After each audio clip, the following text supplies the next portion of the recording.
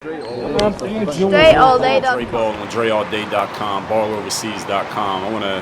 I needed to make a couple new videos, and when I was looking through the comments on YouTube, the user, I believe the name is Barney, he asked this question that was a great question. I want to make a video just addressing this question directly, since I was going to make videos anyway. The question was, Dre, what do you think about, his question first was, what do I think about professional placement programs, and you could also lump into that maybe an academy or going to an exposure camp or things like that. These are all events slash programs slash people who are all set up to help players like you get with professional basketball teams and get a job. But in order to get that help from them, of course, you got to pay them money, which is not a bad thing. There's nothing wrong with them charging you money, like I've talked about before. They're giving you an opportunity. They're giving you the opportunity to get into a pro career where you're going to make a lot of money. This is a very small investment compared to what you would make on the back end if you can play and you make the most of that opportunity. So it's not a bad thing that they exist. But Barney's question was, well, Dre, why should I pay them if I could? And I believe the way he was explaining, I believe he lives in Europe, but he wants to play pro ball in Europe. Why should I pay them if I could just go present myself to the team directly on my own and just get signed that way? Why do I even need to pay that team? Well, let me explain it to you this way.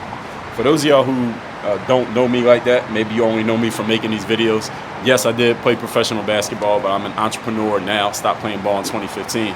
I'm also an author. I've written 25 books, and one of my books about playing ball overseas, I've been talking about in all these videos. But this is one of my books that I wrote that is not about playing ball overseas. Obviously, you see the title. It's called Work on Your Game. This is taking a pro athlete mindset and applying it to your business, sport, and life. And I'm not telling you this to sell you the book. I'm telling you this because of all the books that I've written. This is the one book that I did where I worked with a major publisher. I worked with a publisher that's right in Times Square, Manhattan. Those of you in New York, you know where the Madison Square Garden's at, and all those office buildings on top of it. Their office is right there. I was in their offices, and we right on top of where the Knicks play. I made this book through them. All my other books, the other 24 books that I've written, are all through my own company. Basically what we call self-published, but they're professionally done, if you understand what I'm saying. The reason I'm showing you this book is to explain to you this concept. For you to do a publishing deal with a publishing company like I did with this book, you can't just call that publishing company on the phone, their 1-800 number, and say, hey, yo, my name is Dre, and I used to play ball, and I want to write a book about this and this, and then they're going to offer you a publishing deal. That's not the way that it works. They're not even going to take your call.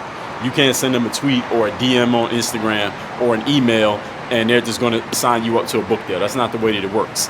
Any of you who, if you ever want to write a book and you don't want to self-publish it, you want to do it through a major publishing company, you can't just contact that publishing company direct. They're not taking your phone call. They're not responding to none of your emails.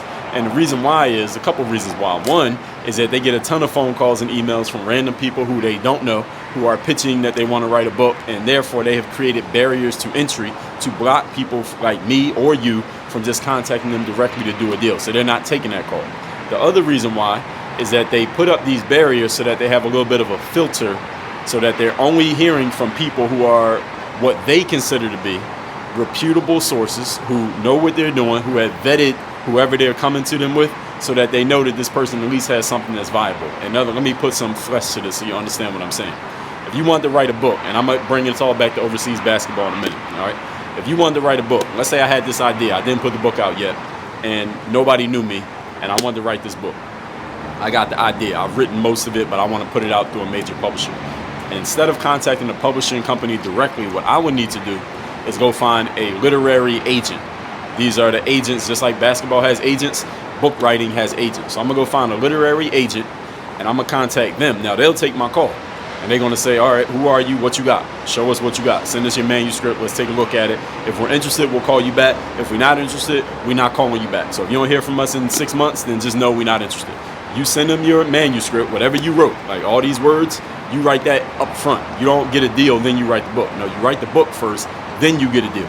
So I will write the book, send it to them, they take a look at it. Let's say they're interested, right? So this literary agent says, all right, Dre, Mr. Baldwin, we're interested in your book. What we're going to do is represent you, and we're going to shop your manuscript. We're going to shop this around to all the publishers that we know that we think would be a good match for you. And if one of them's interested, we're going to do the deal. We'll show you the contract. We get a percentage of the money you get. Of course, you get money. We get a percentage because we're helping you get in the door. And now they, the agent, they signed me. So now I'm signed to that literary agency.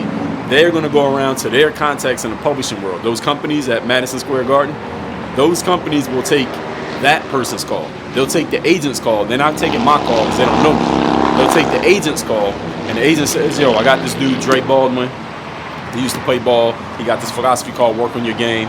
Here's the manuscript. They send the manuscript to the company, the publishing company. If the publishing company's interested in that, now they're going to read it at least. They wouldn't read it if it came from me. They'll read it coming from them. If they're interested, then we do a deal and the rest is history. Now, I'm telling you all that to tell you this. The only reason they read my manuscript is because I'm working with that agent. The agent is the reputable source. Now, even though I might think I'm the best writer in the world, I might think I'm the next Stephen King or whoever you think is a great author. I'm the next Tim Ferriss. I think I'm the best author in the world. But the publishing company has no idea who I am. They've never heard of me. I'm just an author. All right? They don't take direct calls from authors. They set up these processes that you have to be coming through with an agent because they have a relationship with the agent, and they know that that agent knows that, yo, don't bring us no bullshit books. All right, don't bring us any authors that their book doesn't sound like something that could actually sell, because the agent understands what kind of books will sell. Because you could think you're a great writer, but just because you wrote a great book doesn't mean the book is going to sell. Doesn't mean anybody's going to buy it. Doesn't mean anybody's going to read it. Doesn't mean the bookstore, like, what's the bookstore? Barnes & Noble is going to want to put your book on the shelf. They got to think your book is sellable. So it's not just about having a good book. It's about, can you sell the book? And there's two different things. And again, this is not a conversation about writing books, but I'm drawing this analogy so y'all can understand overseas basketball. The publishing company, again, they take the call from the agent because they know that the agent knows, yo, if that agent knows if I bring the publishing company too many books that are not worth reading, not worth paying attention to, not worth investing in, eventually the publishing company is going to stop taking that agent's call, and that agent is pretty much dead. Their business goes out, their business goes down the drain if they can't get a publishing company to take their call. That's the value of the agent. So what does all this have to do with overseas basketball? The reason why, to answer Barney's question finally, why that's probably not a great strategy to think that you could just reach out to teams directly and sell yourself to a team and get a job that way, is professional basketball teams work the same way that publishing companies work with writing books. They look at players the same way that publishing companies look at authors. There are too many of them.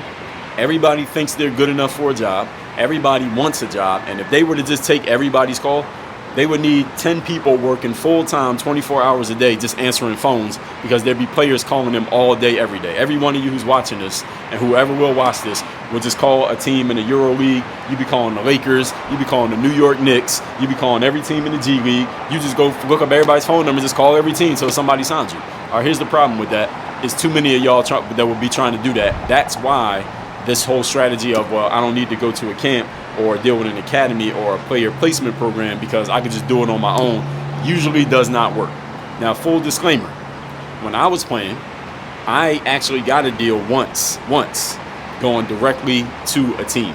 Now, mind you, this was damn near 15 years ago that this happened, and I wrote about it in this book, so if you read this book, you can read about it. I sent out tens of thousands of emails trying to get that gig, and I got a gig that way. But again, it never worked before that time, and it never worked after that time. I tried it again, and it didn't work.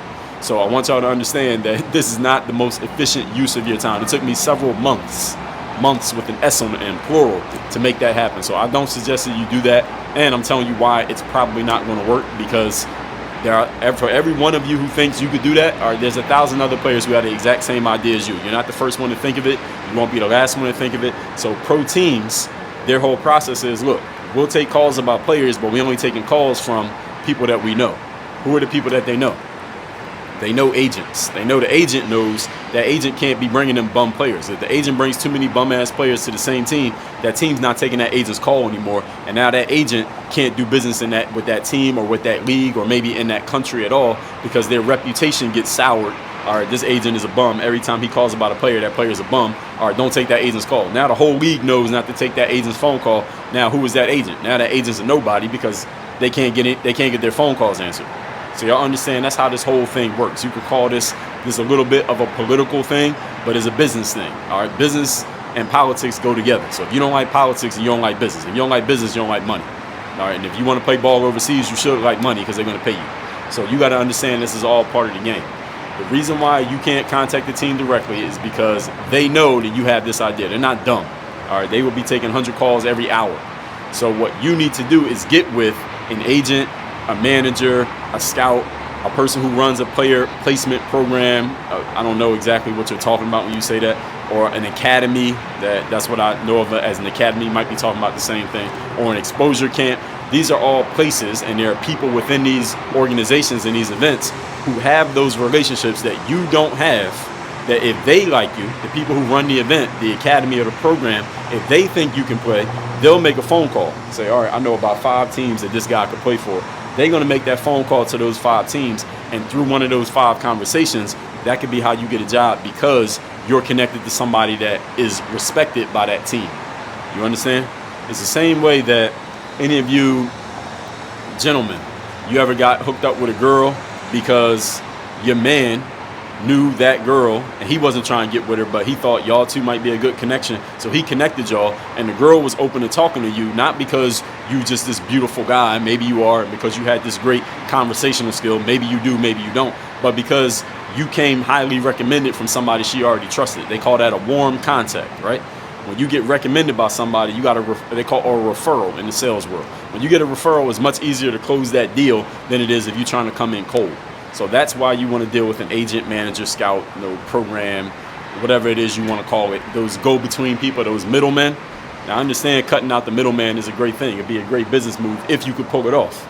But you can't always cut out the middleman. That's the reason why middlemen exist, because they help people like me and you get in the game when it comes to doing something like this, writing a book. And actually, full disclosure about this book, I didn't even use a middleman for this book because I wasn't trying to shop myself to get a book deal. Because I could write a book and publish it on my own. I actually met an editor from the company, and their job is to actually go find authors. So I did a deal directly with them because they came to me. I didn't go to them. They came to me. So it was a different situation. But if I was trying to, the next book that I write, if I wanted to go through a publishing company, I got to go get with an agent, and that agent has to believe in me enough to go sell me to the company. That's just the way that it works in the game. It's the way it works in basketball. It's the way it works in writing books. So now that everybody understands that, you didn't watch the video again until you do. Make sure you get this book. This book I didn't go through a publisher with. This is published by Work on Your Game Incorporated, which is my company, and it is the Overseas Basketball Blueprint. The link is right down below. This book is free. I've already paid for the book. All you do is take care of the shipping. I will ship this book anywhere in the world, even if you live in Europe. That will tell you everything you need to know so that you can go travel the world and play ball and get paid for it, playing a sport for a living. I want to tell you now, if you didn't know, there's no job in the world better than playing professional basketball and getting paid for it. Ain't no job better than that. And I don't care where you work right now. Ain't no job anybody who's watching this has is better than getting paid to play basketball. So if you want to learn how to do that, the book's free. You cover the shipping. Go to balloverseas.com. The link is down below. I also got a free download, 46 things you must know about playing basketball overseas. You can download that to your phone right now. The link is down there as well. Work on your game. Dre all day.